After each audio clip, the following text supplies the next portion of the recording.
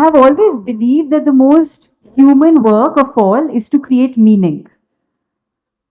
For me, that meaning has often taken the shape of resilience, the ability to get back up once the world tells you to sit down, or the courage to continue when you feel like everything around you is broken. And why resilience? Because let's be very honest, life will break you. I don't mean that as a threat, I mean it as a guarantee. The job you always wanted will slip away, the person you loved will walk out, the ground will give way beneath you. And in that moment, you will face the only real question that matters. Will you get back up? I learned this truth not in theory, but in the face of a 12-year-old girl named Asha, who I met in a remote village in Rajasthan where we were conducting one of our workshops on periods and menstruation. I asked her a simple question. What do you use when you're on your period? She whispered one word to me. Nothing. That one word shook me more than any lecture ever could. That one word had a whole world inside it, of silence, of shame, of stolen childhoods. And that's when I knew resilience is not just a personal skill, it is survival. Resilience is the difference between disappearing and daring to dream.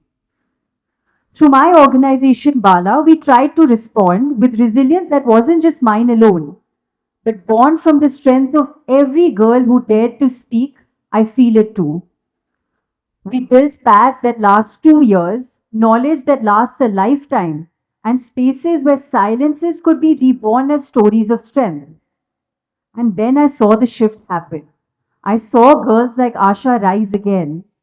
They stopped hiding. They started running, laughing, learning. That moment in my life I will never forget. I feel so proud to be engaging with girls like Asha. And then I realized resilience moved from being invisible to being unstoppable.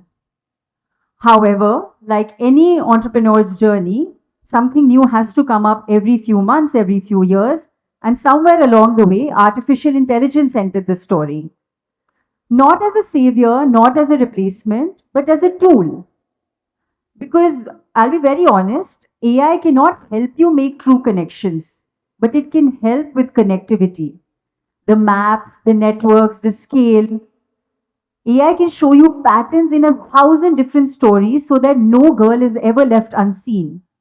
It can make you faster, sharper, and definitely more efficient. But it cannot listen. It cannot sit in the silence of a 12-year-old's whispered nothing. That work remains ours. And that's why I believe the future will not be built by consumers of technology, but by creators of meaning. AI can give you the knowledge, but only you can make it wisdom. AI can give you the outputs, but only you can give it a heartbeat. And that skill that largely remains human, that skill that no machine can copy is resilience. Think of sports. You train, you fail, you fall, you get back up again.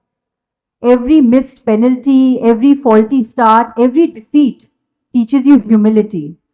And that's why the best athletes in the world are not just skilled, they're unshakable. That's what we need now more than ever, people who are unshakable. But I've come to realize resilience is not just learned through sports. You can literally learn it anywhere. Be it gardening, where you learn patience and persistence.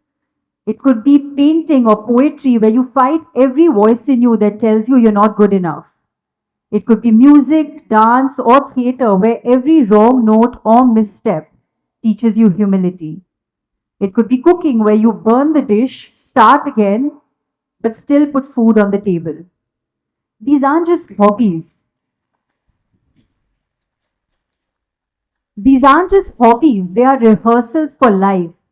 And that is how you train your muscle of resilience.